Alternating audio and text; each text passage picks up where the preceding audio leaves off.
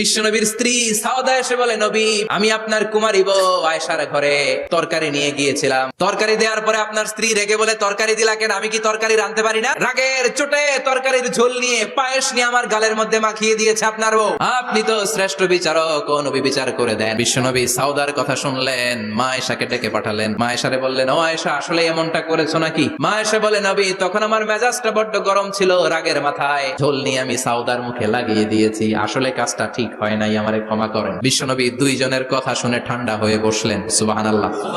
দুইজনের কথা শুনে বিশ্বনবী বললেন, আমার আদালতের রায় হচ্ছে কিসাস।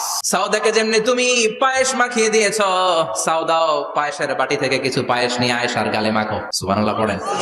সাউদাও বিশ্বনবীর রায় অনুযায়ী বাটি থেকে পায়েসের ঝোল নিয়ে মা আয়েশার গালের মধ্যে মেখে দিলেন। মা আয়েশা কি আর করবেন, হেসে দিলেন। সাইয়েদাতুনা সাউদাও হাসলেন, বিশ্বনবীও হাসলেন। আরশের উপর থেকে খুশি হয়ে গেল কে?